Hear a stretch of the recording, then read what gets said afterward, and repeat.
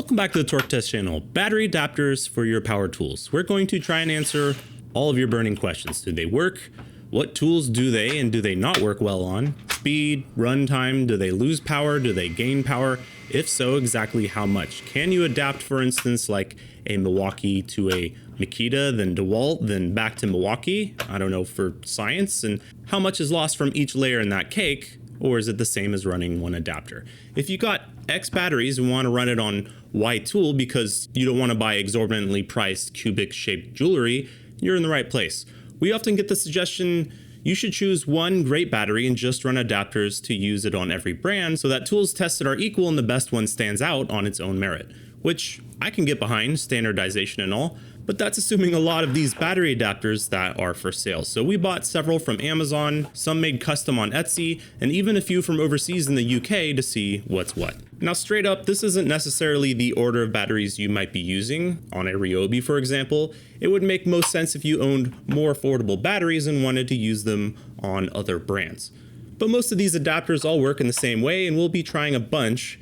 All this testing was performed before M18's new Forge battery debut. This is a Ryobi angle grinder with a 4 amp hour high performance battery and their 9 amp hour battery, which for speed results is a split of 6,540 RPM under the same load, similar load that you'd be seeing during a normal grinding task. And here's the DeWalt 6 amp hour XR, which is one of their better batteries in our opinion. 7,080 RPM. Okay, and here's the Milwaukee equivalent high output battery, their 6 amp hour, with the same Samsung 30T cells inside. 7,350 RPM now, interesting, so besting that 9 amp hour Ryobi pack. And lastly, here's a Hercules 8 amp hour battery, certainly the most cost effective and also Samsung 21700 size cells inside. And it's still seeing more RPM, 7,470, nice. So you can squeeze some extra productivity out of this tool, though that is comparing a pack full of 18650s, even if it is 9 amp hours and 3 rows of them. So let's move on to a tool that already has 21700 cell high discharge cells for a long time now with high output, and their larger M18 6-inch 2981-20 grinder, which on this tool makes the same RPM with an 8 or 6 amp hour high output, about 7,960 with a massive HD 12.0 that makes it up to 8,080 RPM. Here's using an Amazon adapter from Alien with a DeWalt 6 amp hour.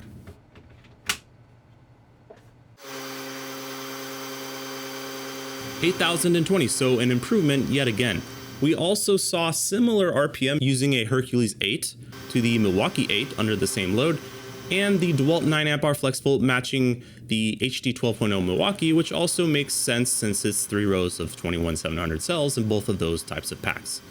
So this is looking about the same or maybe a bit better. Flipping that experiment on its head though, with a DeWalt saw, for example, adapting instead to M18 batteries. We see RPM steady at 5170, with a comparable pack from this different brand becomes 4,560 and 4,540 RPM with either an XC 6.0 or an HD 12.0. No difference, well really the 12.0 saw a little less. So in this case, losing out significant RPM despite having very much equivalent battery types from both brands.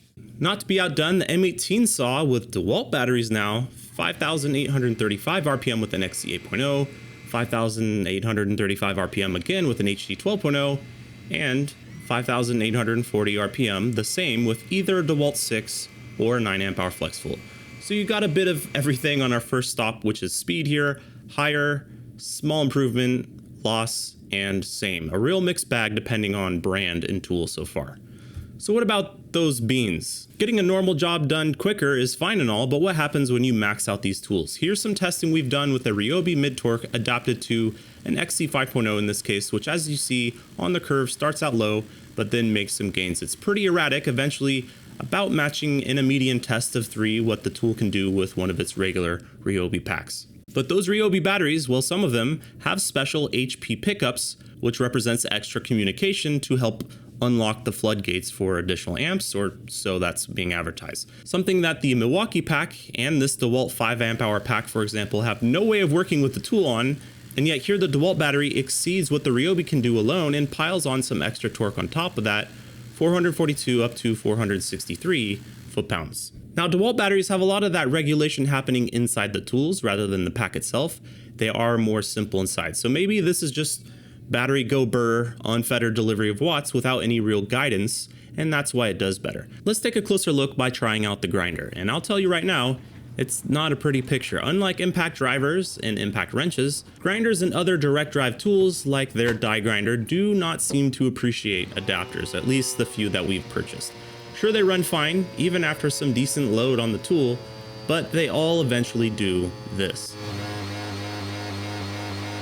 So it's like pulsing power. The tool's not at all too happy to be doing what it's doing right here. With DeWalt, with Milwaukee, Hercules, all of them. And this isn't due to using some cheap adapters. These were 25 pounds a pop from Essex. We did try an example from Amazon as well, to be sure, and same story. Even when pushed during their rave-like drum beat power pulsing, nothing really made all that much more power than a standard Ryobi battery here. When it comes to full beans, a mixed pack of those beans here, some the same, some gains, and other tools with high amperage drain, no likey. This is a middle-of-the-road result at best.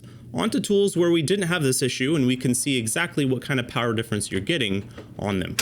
The big boy grinder 6-inch M18 makes a measly 500 watts with an XC 5.0. That's 170 less than their 4.5-inch grinder using a 6 to 8 amp hour high output. So yeah, don't use one of those batteries. With an 8 amp hour you're seeing here, that's increased to a full 900 watts. A Hercules 8 amp hour takes that to 840 watts using the adapter. The DeWalt 8 amp hour the Hercules is sort of copying, more or less, makes just 790 watts for some reason. But something cool on this tool is that it makes its max with either a 6 or an HD 12.0, and you can see that in its summary here. About the same 960 to 970 watts, the DeWalt Super Spice 9 amp hour Flex Volt takes the Milwaukee to 990 watts, just surpassing the best an M18 could do. So when you total this up, battery for battery, that's a 5 to 10% loss here. Moving on to the DeWalt saw, this is what its baseline batteries can do on the Power Detect, 740 to 840 watts. With an XE 6.0 red infiltrator on the yellow tool, that takes the existing 810 it made with a battery like this and turns it into 710 now. What's even more depressing is a full-blown HD 12.0 is only able to add about 10 watts on top of this, truly maxed out in the watts department these adapters seem to be. This works out to a 12 to 14% loss on the DeWalt saw.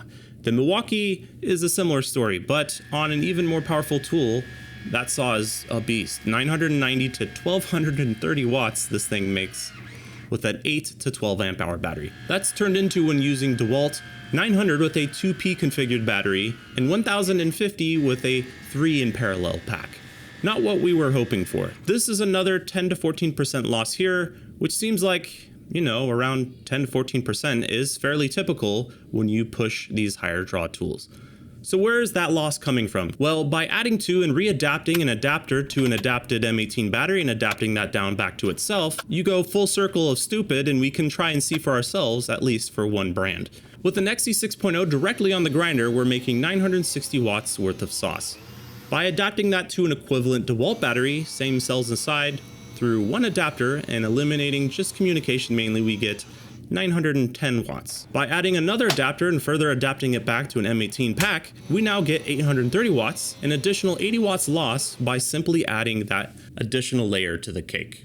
That means, depending on where you start your math from, we're seeing a 9 to 10% loss from the second to first adapter, which should already be flying blind in the tool communication business.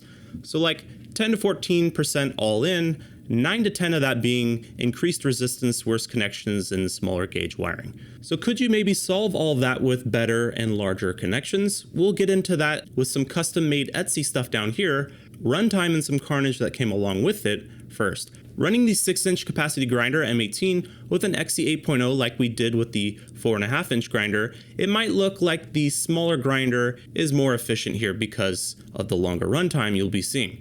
16 minutes under a load versus 13.5. But the additional speed the larger tool brings works out to more work being done total. 96,000 revolutions versus 83,000 revolutions under the same load means more work being done by its larger brother. Not to be outdone, somehow putting an 8 amp hour XR DeWalt on this tool does even better though. RPM is about the same, nearly unchanged, but runs for more time, 15 minutes, and 105,000 revolutions now for some reason. Ran these tests twice, same results. That's a big W for the adapter here. Doing that same test on the DeWalt saw with an XE 8.0, this is what that looks like. Consistently less RPM, less work performed overall by quite a bit, and less runtime in minutes. And that's at least in part because, well, mainly at the end due to, yeah, this adapter is melting. We're talking normal cutting through 2x material loads here, just sustaining that for 13 to 14 minutes, and it was smoking quite a bit at this point. Fascinatingly, it still works, but I think its time on this planet is limited. It's not a happy camper right now.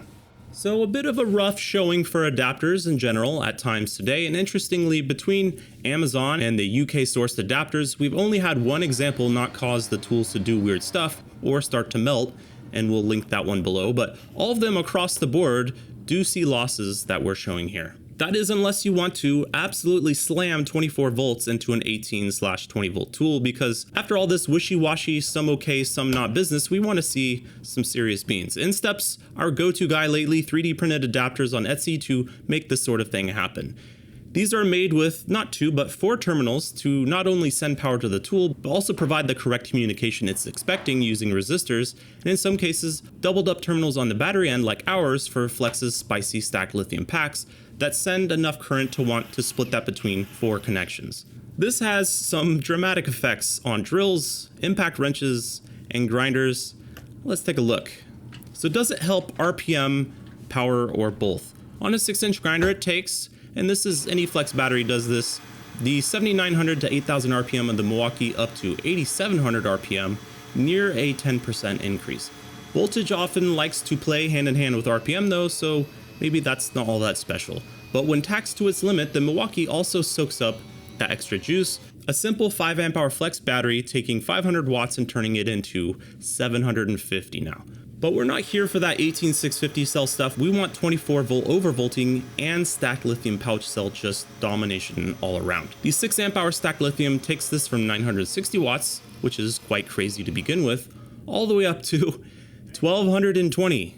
That's insane. The massive 10 amp hour stacked lithium can take that a bit further though, just by a bit, like the HD12 did over the 6, raking in 1250 watts on this tool, which is a 21 to 22% gain, and the half-inch high torque M18 must have gotten the memo on that because it also sees, you guessed it, at 21% gain using 24 volts worth of stacked lithium, making this tool quite a handful, but also matching what the best half-inch impacts on sale anywhere can do with this older model. But that's not the most impressive gain we saw. No, M18 hammer drills. If Milwaukee makes one tool that's always starving for more pixies, it's these. Anytime you put on a different battery, these things become a whole different tool, which is not a rule of thumb I'd say you can apply to most things. This sees a full 31% gain from pushing it with more capacity, more discharge, and more voltage. None of these tools seem to be permanently affected by this traumatizing experience, but they do get hot. The drill, for example, feels like the exhaust fan from your oven during this sort of thing, but hey, they get hot as it is with M18 batteries in my opinion, so if you're feeling frisky, let her rip. All said, battery adapters are sometimes a good way to use existing batteries on tools your brand of choice either doesn't offer or haven't updated in forever. These are some often measurable and sometimes noticeable power losses associated with that, but also sometimes some gains as well depending on what you're starting with and what you're adapting to. We make episodes at least every Friday. Sometimes if you click on things below, you'll be shown those. Thanks for watching.